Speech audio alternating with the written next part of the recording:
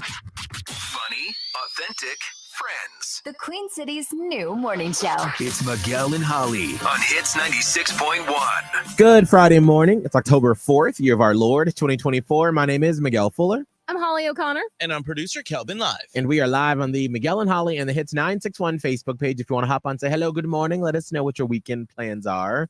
Holly, what was the highlight of your day yesterday? Man, I did a lot of things. I made a lot of phone calls, which can be difficult, as you know, like made a dermatology appointment.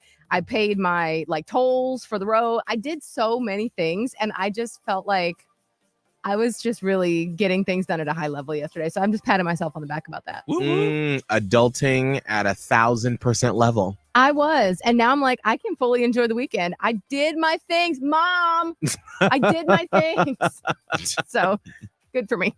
Producer Kelvin, what was the highlight of your day yesterday? No highlight. I have been waiting a long time to see Joker 2. Mm-hmm. And listen here, big Lady Gaga fan. She can fart on anything and I will buy it 3 times over. Oh. Save that. However, this movie was trash.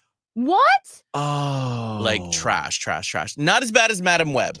Let's be quite honest. Madam Web is the most atrocious thing I've ever seen. However, Joker 2, Gaga did an incredible job. Joaquin Phoenix did an incredible job. The plot is just so boring. It's unfortunate because I listened to a couple of Hollywood Insider podcasts, and they've said that a couple of times that apparently in some of the pre-screenings they've had in different film festivals where people were kind of like, Wait. Yes. Did you see the first one with Joaquin Phoenix? Yes, and I loved it. Okay. I loved it. You went in with some expectations. I loved that version. I thought it was such a great take on mental health. Yeah, and I can tell you the overview of it, but I don't want to spoil it. But Yeah. I'll see it, but I don't think this weekend. We have the kids. Wait for it to stream. Yeah, oh, no. Wow. Yeah. I mean, I think the biggest complaint I've heard, and tell me, Kelvin, if this matches up with what you saw yesterday with Joker 2, is that it's very slow moving and that they have a lot of long courtroom scenes that kind of drag on. And then something that they didn't really advertise about Joker 2 is that it's partly a musical as well. It's mostly a musical, but that wasn't even the worst part. Well, The I was musicals, gonna say, it woke me up a bit. I'll come in for a musical. You know I love a good musical. But it wasn't necessary, especially for this movie. And there's 2 settings in the movie. It's him in prison, him in the courtroom. That's it.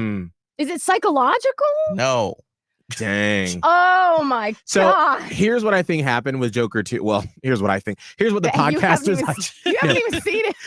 Here's what the podcasters that I listened to. They said basically the first Joker made over $1 billion.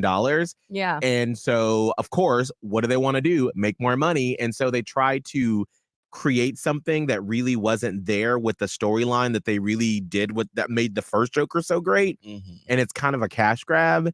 And so that's why this isn't as great. And that they also sort of underutilized Lady Gaga in this movie. Yeah, they cut out a lot of her scenes out, at least from the photos that we saw from other paparazzis trying to catch her doing her scenes. They cut out a lot of scenes. She's a great support role, but she did what she signed up for. That is so disappointing. I mean, I have been the champion from Joker from day one. Yes. I think we saw it twice in theaters. Well, maybe watch the original Joker this weekend and just that is so disappointing. Yeah. So there you go. Have something to look forward to this weekend if you want to go try it out. Well, that's just great. Yesterday, I went to WCNC for their telethon. They had to volunteer for an hour and a half where people are calling in and donating for Western North Carolina relief funds. Talking to people on the phone while you're on TV is hilarious. Yes. And let's be honest, sometimes the viewership midday for news is older people. Yeah. I talked to a lot of 70, 80 something year old women yesterday watching WC. I love my Ben. I love my Sarah French on WCNC. But then this one lady, as I'm getting her information to donate to the Red Cross, she was like, "Hey, is that you on the TV? Can you wave at me?" And I'm like, "Ma'am, we're doing disaster relief. I can't really wave at you right now, but just know that your donation is greatly appreciated." Oh, everybody just wants to be a little bit famous. They do. She was like, "I just want to know that you're waving at me." And I'm like, "See, I'm the black fellow right there on the front. Just know that that's me talking to you right now."